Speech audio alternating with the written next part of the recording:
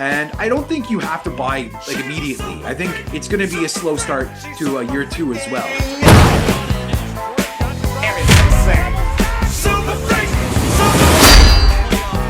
Hello and welcome to another edition of Fantasy Football Freaks. And as you can see today, it is not just me and Vaz. We have a special guest joining us.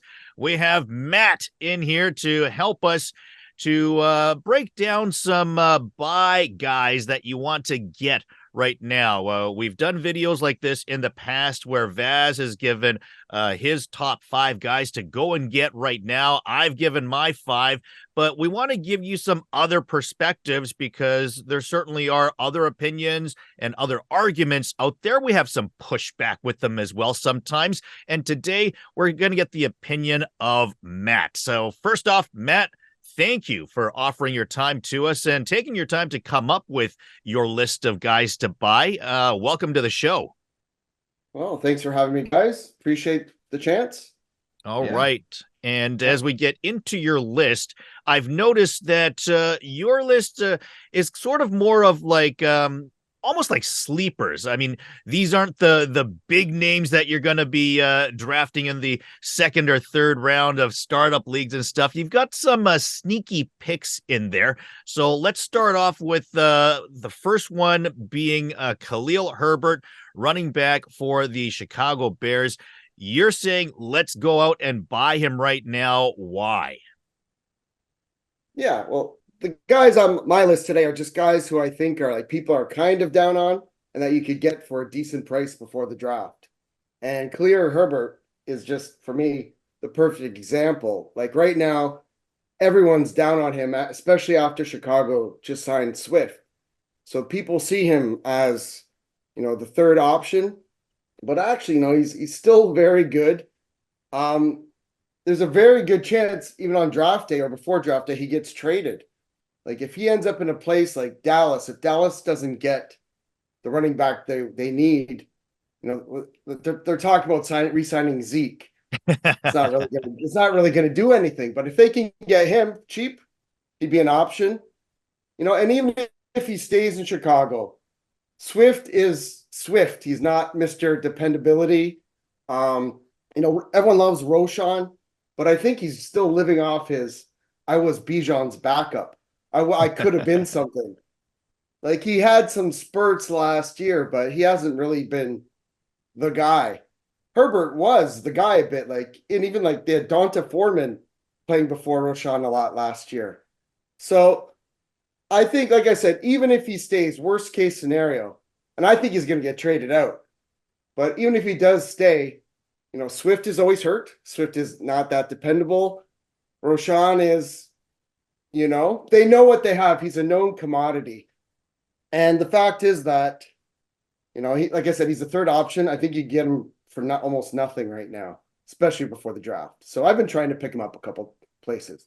What do you see Herbert's ceiling as? Because Herbert's one of those guys, me and Vaz talk about this every now and then, as players that, you fear when you're going up against this guy head to head is like, oh, damn, I'm playing Tyreek Hill this week. Oh, damn, I'm playing Christian McCaffrey. I mean, Herbert's not a guy that scares me. So what do you see his ceiling being? I mean, do you see him as a possible flex play or is he a bye week sub? Like, what are you trying to get out of him? Well, at the very least, he's a flex play. Like he's not like the RB star for any means, but if he becomes RB1 in Chicago, like if Swift gets hurt, I think Khalil Herbert will play above Roshan. Roshan will just be like a pass catching option, and they're going to have a rookie quarterback, right? So they'll just feed him, especially early on. So I think he'll get a lot of use. I think at very least a good flex play.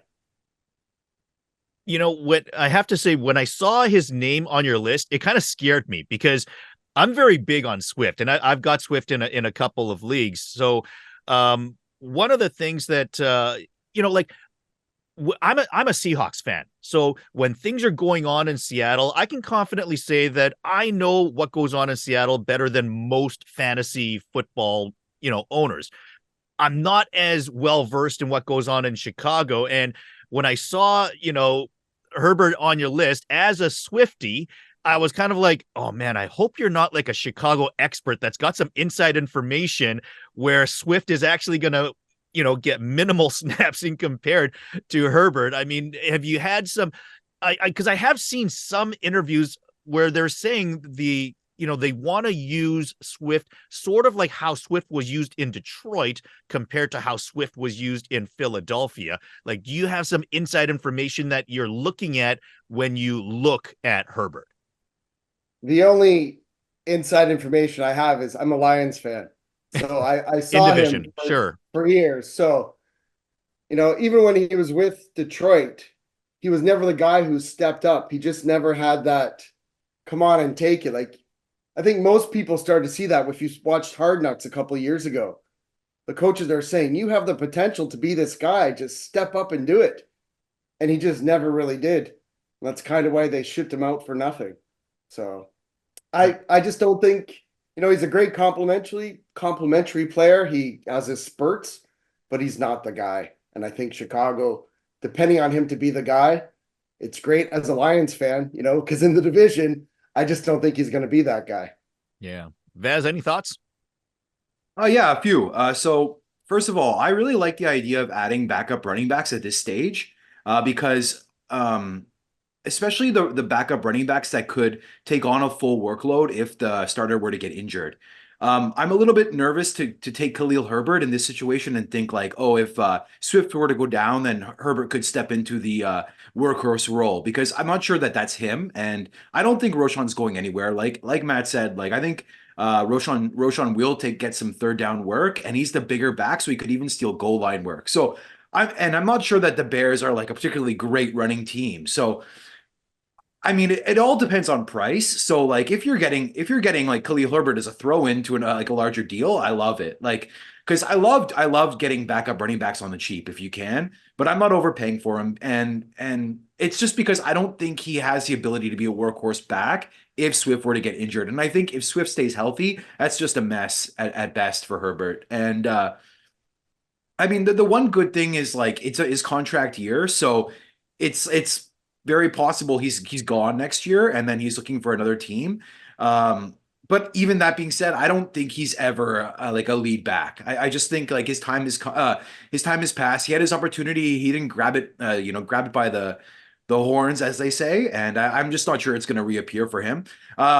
If he were to get traded, I don't expect the same as Matt was saying. Maybe he gets traded to Dallas. I think, man, if that happened, that's massive. That's a dream situation. That's best case scenario. Yeah, yeah, that's a bit of a dreamer's take. But I mean, yeah, obviously, if that happened, then like we have to rethink this situation. But at the moment, I'm not buying unless it's very, very cheap. So it all depends on price for me. But that being said, I do like the idea of buying backup running backs.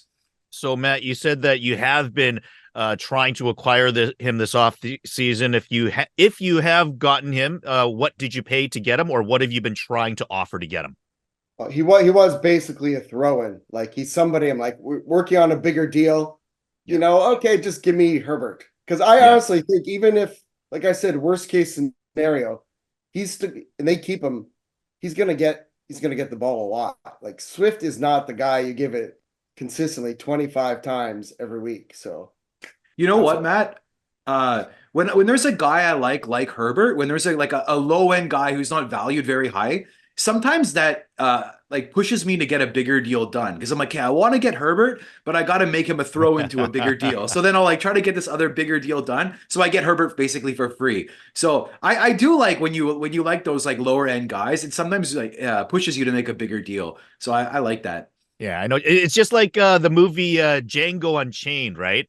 When they're trying to buy his wife. If you've seen the movie, well, yeah. They're trying to buy his wife, but they're trying to get her as a toss-in as they get like, one of the fighting slaves and stuff. But you're sort of like, that's the guy you want in the end, and then you're trying to get two equal partners for something else.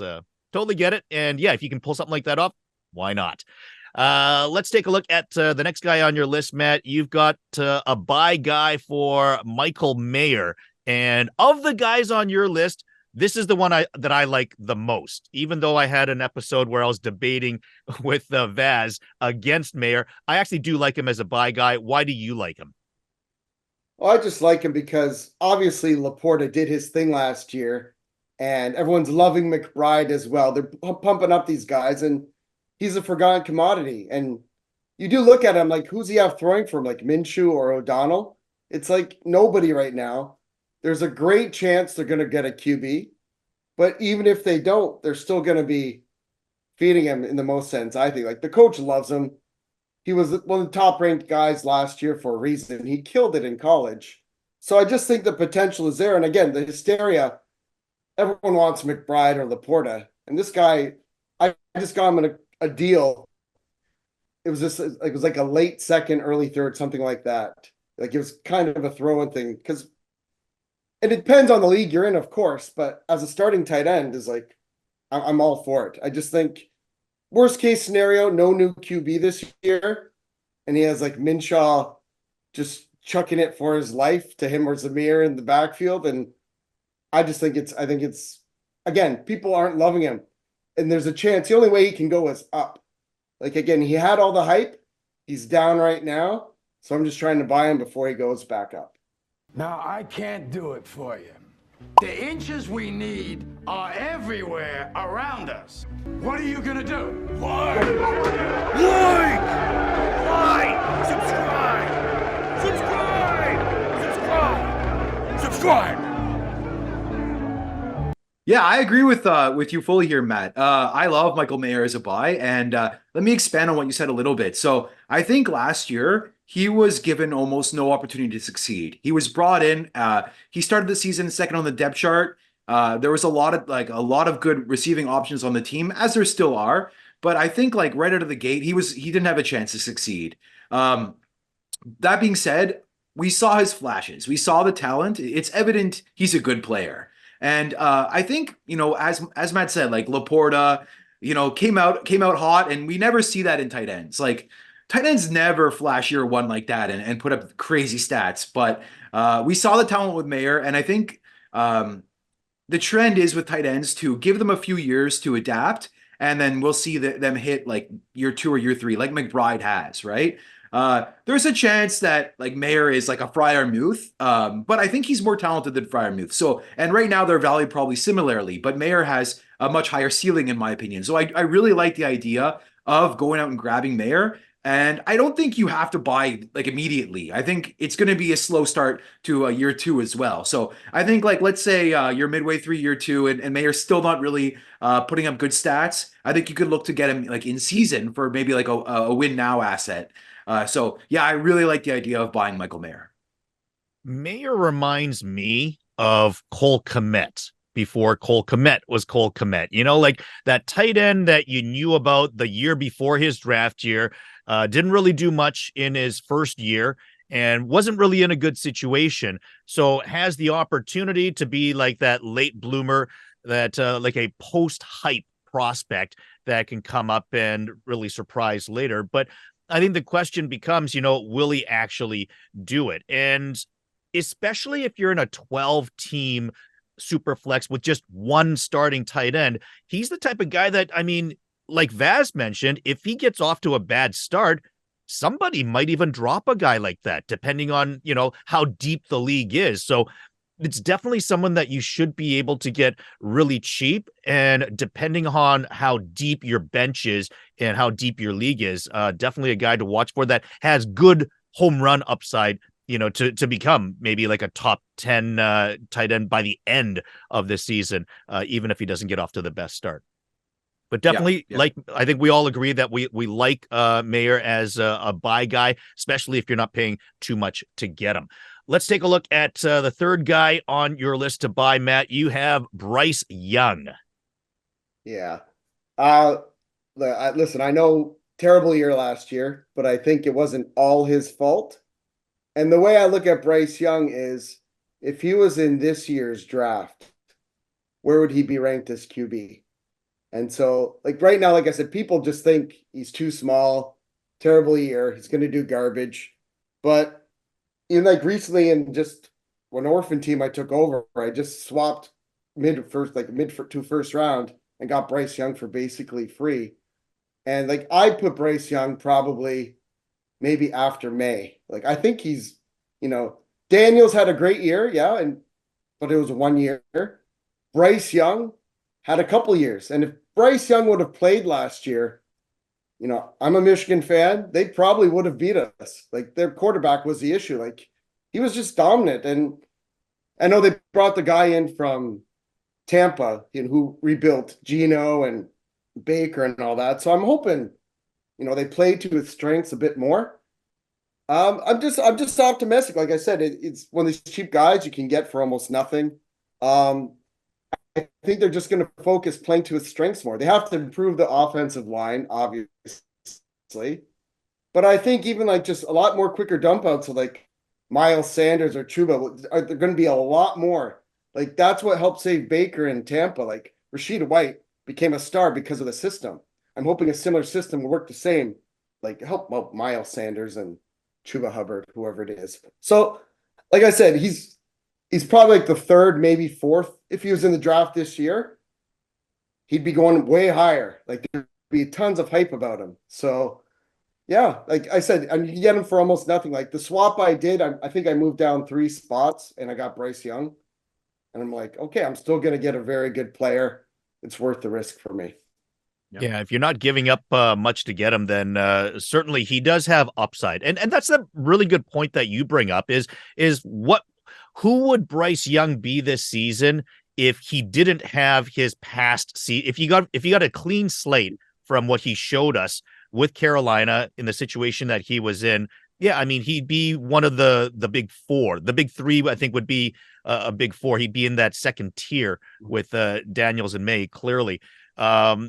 My question about him is his situation, however. And yeah, like I've said before that I'm not very high on Young, but if you don't have to give up much to get him, then the upside is obviously there.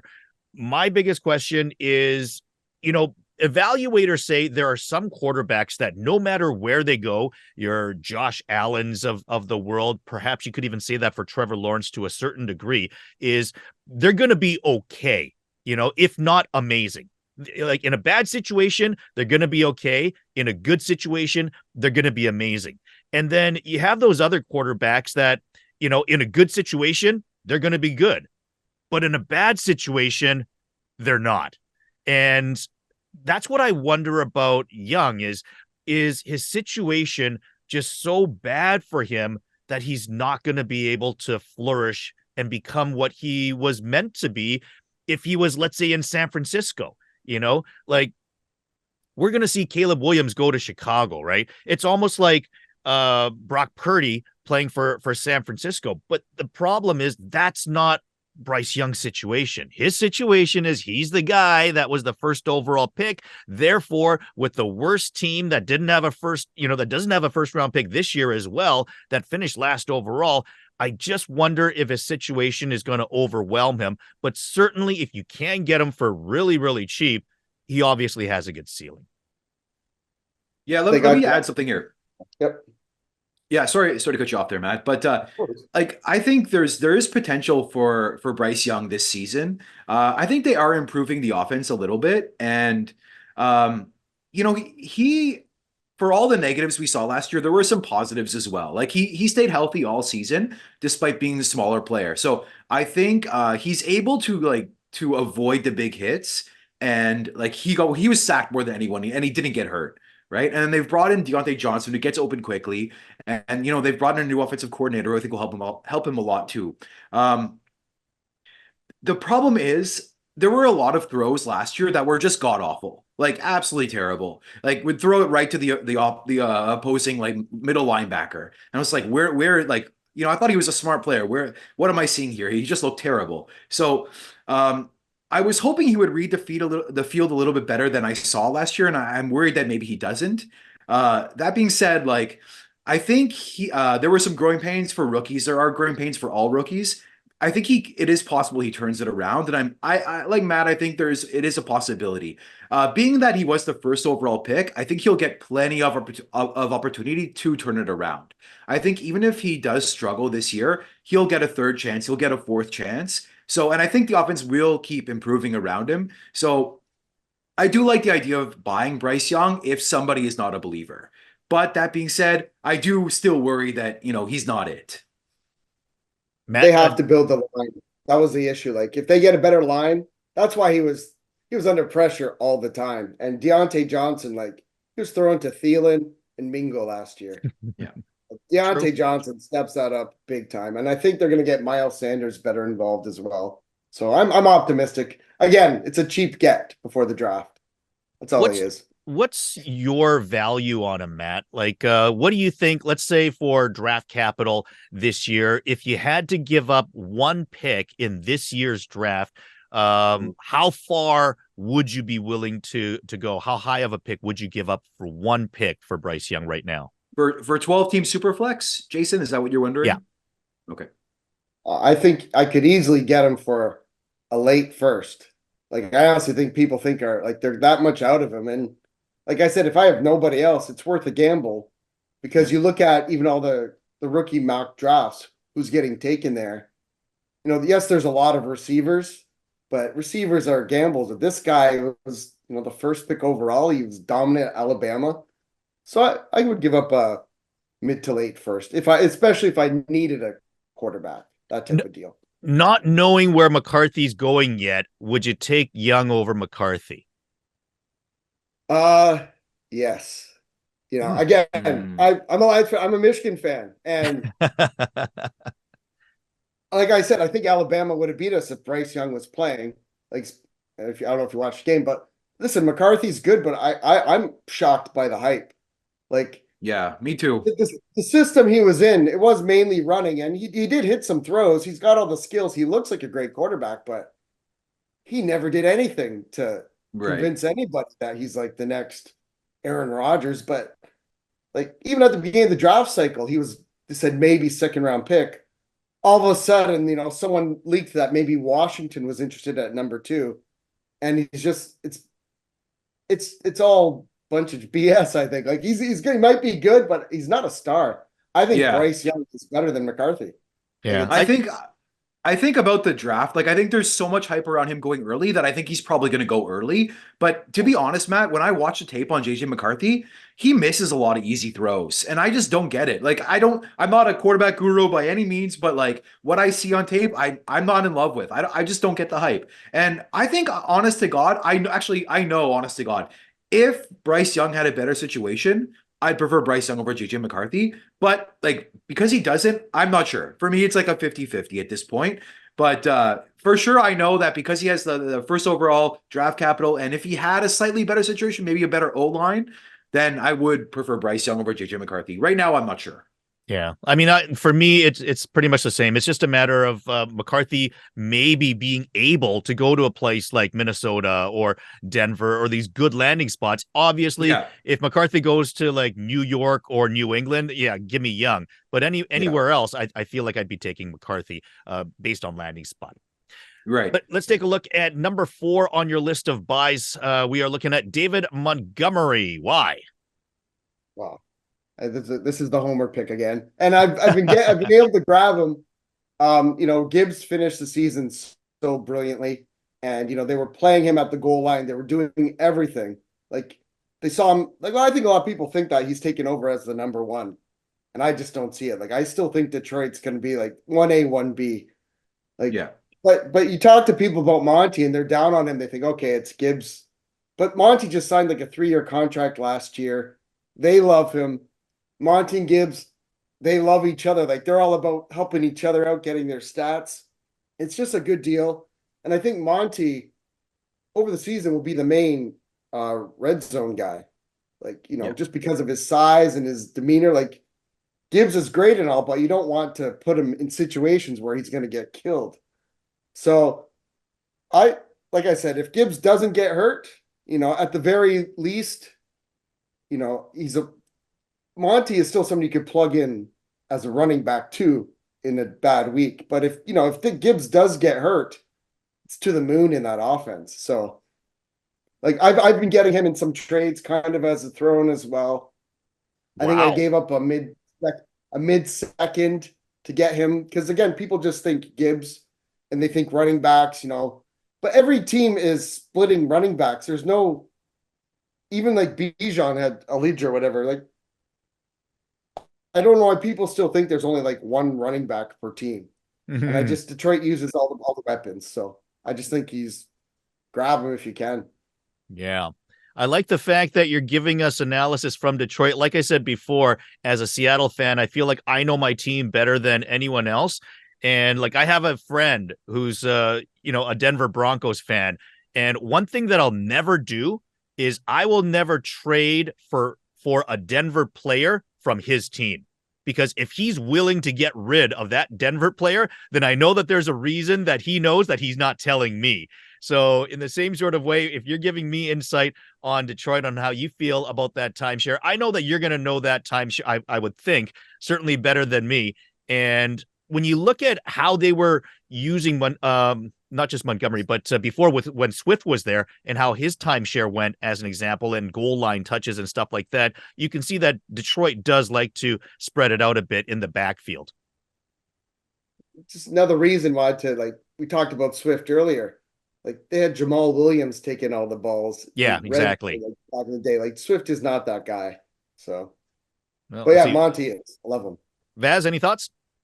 Yeah, so thus far, this is my favorite buy from your list, Matt. I love buying David Montgomery at his price right now. And it goes back to what I was saying before about acquiring backup running backs. For sure, I'm confident that over the next 2 years, if Jahmyr Gibbs were to get injured, which I think is a very likely possibility because he's an undersized running back. If he were to get injured, then David Montgomery would be the bell cow. And as the bell cow for the Detroit Lions, you've got like, honest to God, like RB1, RB2 overall, like ceiling, right? Like with the volume, with the goal line opportunities, with the passing game opportunities, like he would be a league winner, an absolute league winner. And then even if Gibbs were healthy, I think, as Matt said, it's a 1A, 1B situation. He's probably the 1B, but I think like he's a flex play. He's going to get goal line work. He doesn't really get the receiving work, but he gets like enough red zone opportunities and they score a lot of points that he is a flex play. So like he's a guy that you want, like a depth piece you want on your team with immense ceiling. So yeah, if you could use a mid-second round pick, which probably has like an under 50% hit rate to go out and grab David Montgomery for your competing roster, then I love this pick. Okay, so Vaz, do you take Montgomery or do you take any of the rookie running backs with that draft capital? So you have the pick to take running back of your choice, any of the rookies, or are you taking Montgomery? I'm taking one of the rookies. Yeah. I think like the top two rookies being Benson and what is it, Jones? I think the top two rookies Or probably Brooks? go like Brooks. Sorry, Jonathan Brooks. Yeah, Brooks. Thank you, Jason. I think those running backs probably go like at the latest top end of round 2 prior to the draft, and then once they get drafted, whoever goes like in the second round is gonna go round 1 in the NFL draft. So I think like I view Montgomery as like I want to get him for like a mid second, whereas these running backs I view as like early seconds or late firsts, if that makes Okay. sense. Fair enough. Let's take a look at your final buy now guy, Matt. We are talking about Jahan Dotson. Why? Yeah, this is the one where I get the most flack from. I love this guy. I've been trying to get him everywhere. Like he's been a throw in for most deals. He's just a good player. Like I followed him a lot in college, saw him a lot play, but he just in his situation in Washington has just been terrible with his quarterbacks. Like he had old man dying Wentz, he had like Heineke, and Sam Howell, I think is terrible. Like I think all Sam Howell was about last year was about making completions, but they weren't setting up plays that actually led anywhere. It was all about just percentages. And he's a talented player. This guy can do it all. He was a first round pick for a reason. And I know that whole regime is gone, but you bring in Cliff Kingsbury, who just loves all these. these trick plays, and this guy can do it all as a receiver. So yeah, he'll probably be the wide receiver too, but I just think he's going to get a lot more play. And again, like, people are not thinking about this guy at all. He had a terrible season last year. It's just one of those guys I think you can get for almost nothing. And they're obviously going to get a new QB coming in. So, hopefully they can use him properly, because I just think, like, the guy has the skill. His rookie season, he showed flashes where he was amazing. So again, being overly optimistic, I know I like him more than most people do. In most leagues, I've been just trying to grab him, but I think he's, on my roster, he could consistently, if things work out with the QB, he's at least going to be my wide receiver 3 this year. So Vaz? that's how Yeah, I like Dotson. So when I watch his tape, I like the talent. Like, I see the route running ability. He's got strong hands. I really do like him, and I've got a couple shares of him. So I hope Matt's right about him. Last year's receiving totals are very worrisome to me, though, because you know what? Like, Sam Howell is not a great quarterback, but he had a good season, like, passing yardage wise. Through like 14 games, he had almost 4,000 yards. So he was hitting McLaurin a lot. He was hitting his other weapons, but he wasn't hitting Dotson. So I'm a little bit worried because, like, what happened there? So, it's very confusing. So I think Dotson is very talented. So I'm just so like, it's difficult for me to understand what happened last season, and I'm hoping he can rebound, but I'm not buying Dotson if the price is high, because I am worried about it, and I don't think the situation is clearing up anytime soon. They're bringing in a rookie quarterback. He's still only the number 2 receiver at best on the team. It's a shaky offense, so I'm a little bit worried that he can produce this year. I think if you were to hit, like, 700, 800 yards, probably a positive, but that's not a guy you want in your lineup. So it depends on price. If you can get Dotson for like a late second, early third, I'm all in on that, but I'm not paying more. Yeah, okay. I was just going to say, what is the correct price? And I was kind of thinking, like, yeah, early third is what I was thinking. He does certainly have upside, though. As mentioned, first round pick, had a decent rookie season, but just kind of disappeared last year, despite playing a full 17 games, right? The one thing that does interest me, though, is I've been saying, I really do believe that Washington's just going to be a really bad team. And that, I've said this before about McLaurin, is I see him as a fourth quarter garbage minute, stat padding, sort of a guy, as you see Washington trying to come from behind, especially if they do get Jaden Daniels. He's kind of got the rush for the first down, and then if you overcommit to him, he has some open receivers downfields to get first downs and stuff. So I do see the garbage minute opportunity as well, which can be a sneaky way to pad stats for the wide receivers.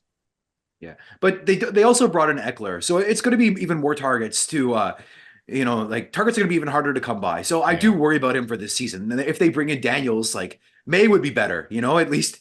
Yeah. If they bring in Daniels, like, he's, like you said, he's a rushing quarterback, so we'll see. Yeah, I'm not in love with the buy. I don't love this pick from Matt, but I think he's a good player. I like the tape. I like the tape a lot. I like the college tape a lot. So we'll see if he can reach that potential. Trade all your shares to me. I think like Eckler's a shell of himself. Samuel's gone. Like, Samuel was like, he was a safety valve for Howell last year. Yep, you're right. Everywhere. So I just think, like, you get a proper quarterback in there who can actually stay in the pocket. You can take advantage of Dotson. It just, again, buy a low guy. I just think the opportunities, the skill is there. Just things got to work out. I'm not worried about Eckler taking much from him at all. All right. He is talented.